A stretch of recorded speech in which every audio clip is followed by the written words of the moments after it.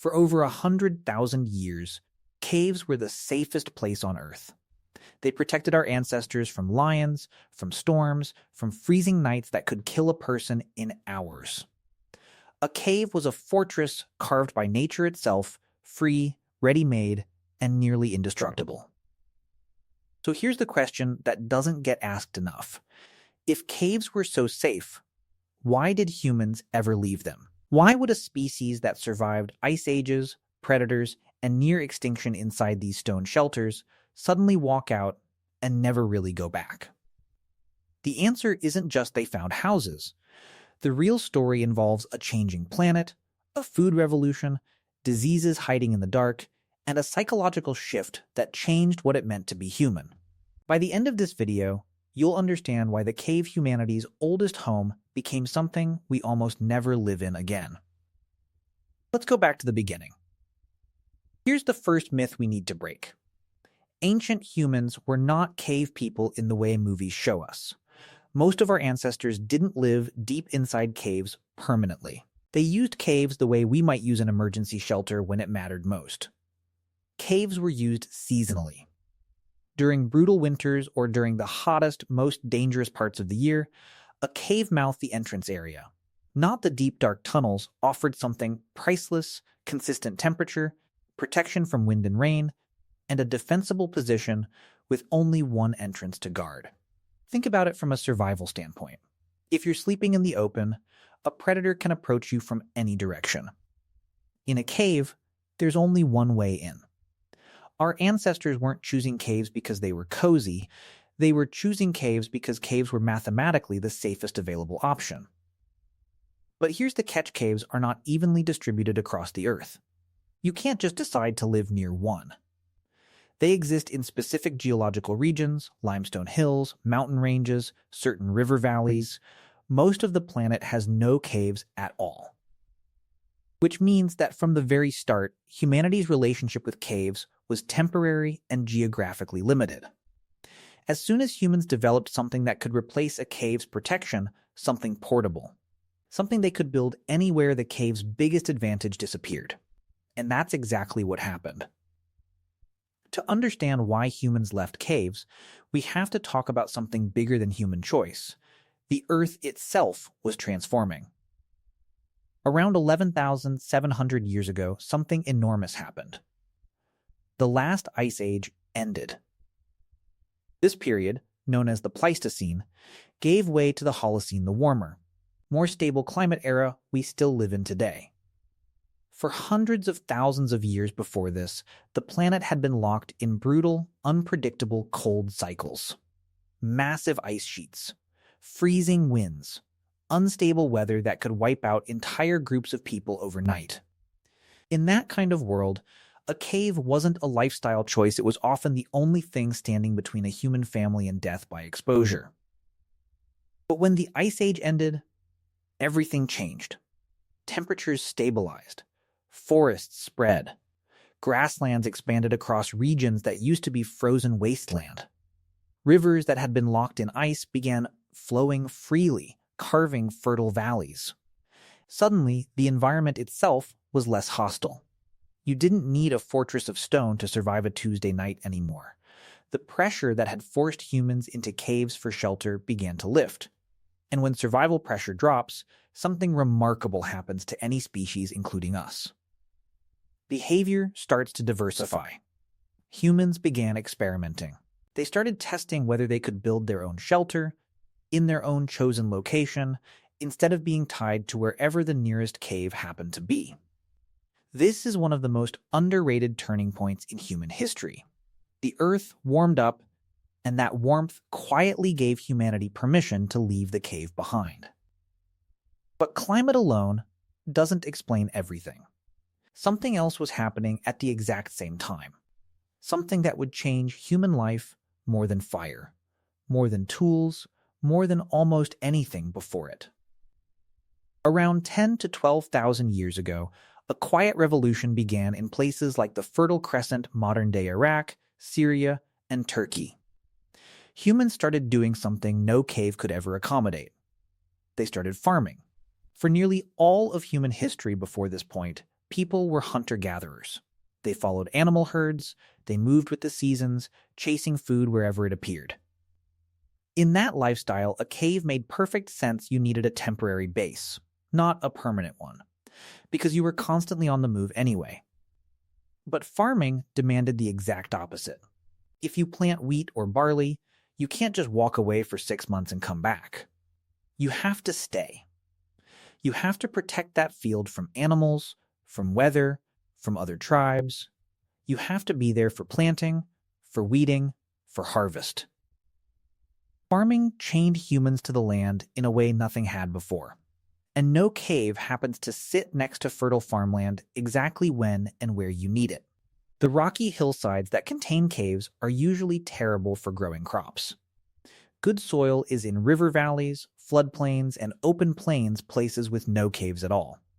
So humans faced a choice. Keep living in the cave and abandon the crops, or build a new kind of shelter right next to the fields that were now feeding them. They chose the fields. This is where we start seeing humanity's first constructed homes, simple huts made of mud brick, wood, and thatch, built in places like Adelhaik in modern Turkey, one of the earliest known towns in human history, dated to around 9,000 years ago. Thousands of people lived there, in homes they built with their own hands, surrounded by wheat fields and domesticated animals. For the first time, humans weren't searching for shelter. They were manufacturing it exactly where they needed it, in whatever size they wanted. And once you can build your own shelter, the cave stops being special. It becomes just one option among many. And it's about to become the worst option of all. Here's something most people never think about. Caves were quietly making people sick.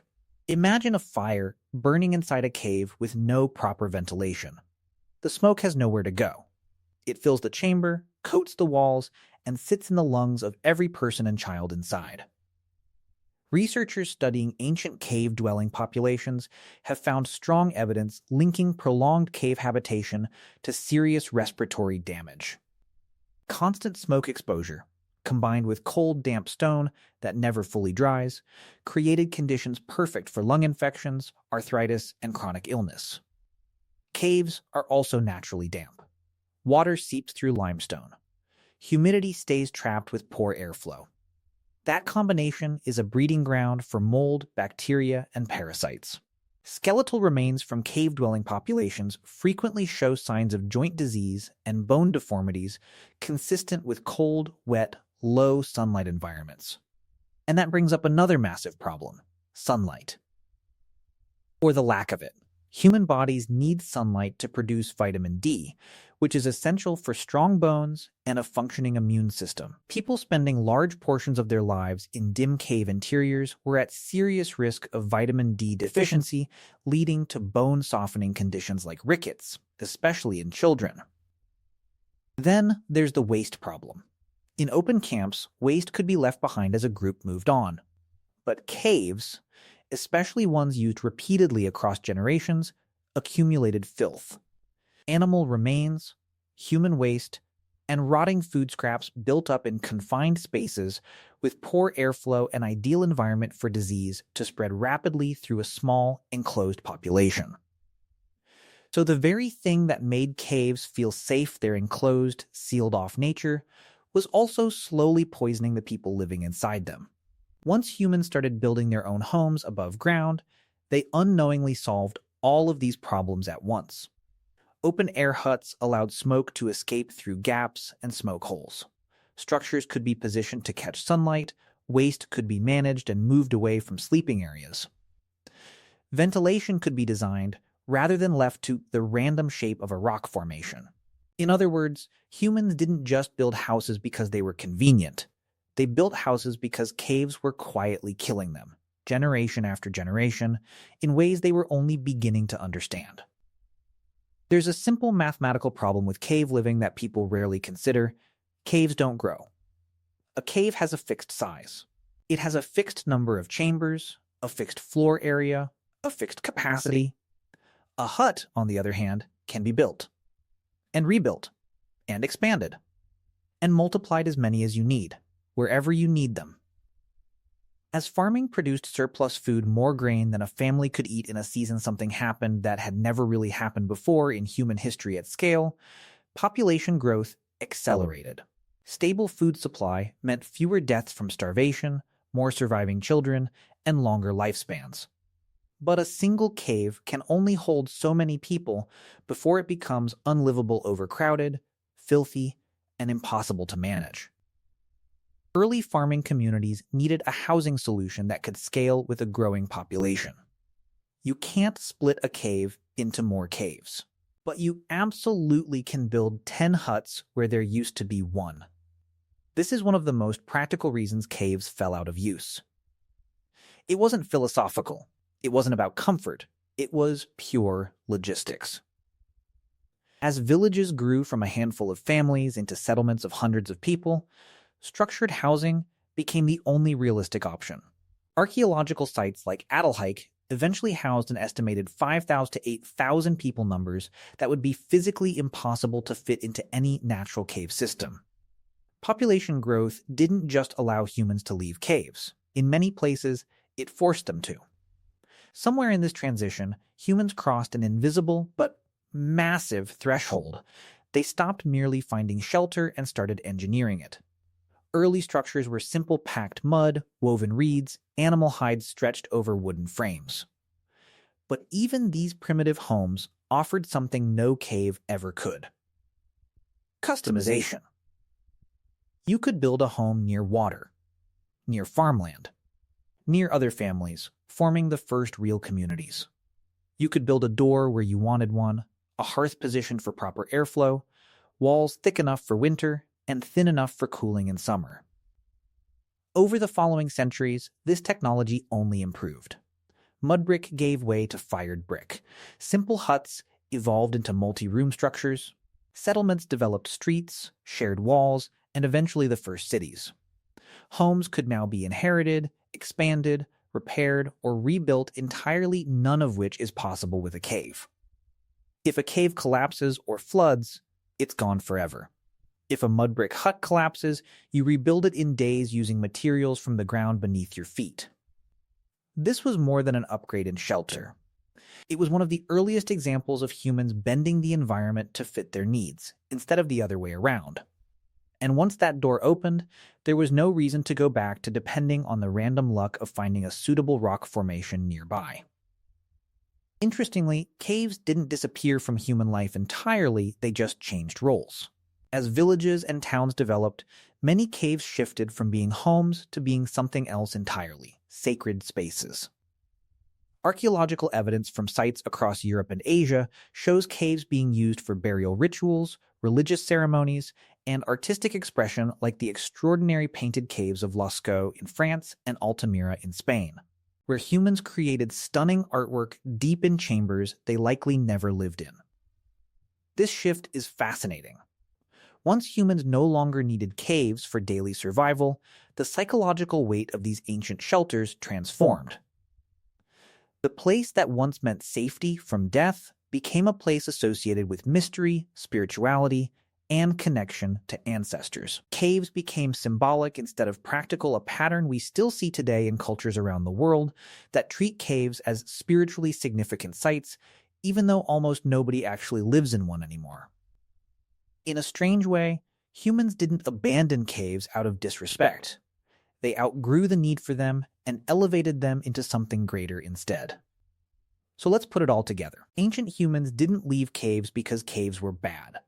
They left because everything around them changed. The climate warmed, farming demanded permanent settlements near fertile land, health problems from smoke and damp accumulated over generations, and growing populations needed more space than any cave could offer. But underneath all of that is something deeper about what makes humans different from almost every other species on Earth. Most animals adapt to their environment through evolution slowly. Over thousands of generations, their bodies change to survive where they live. Humans did something different. Instead of waiting for our bodies to adapt to the cave, we adapted the world around us to fit what we needed. We built our own caves, better ones, safer ones we could place anywhere we wanted.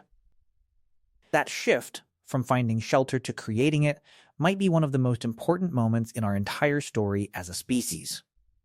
It's the same instinct that later built cities, hospitals, and space stations.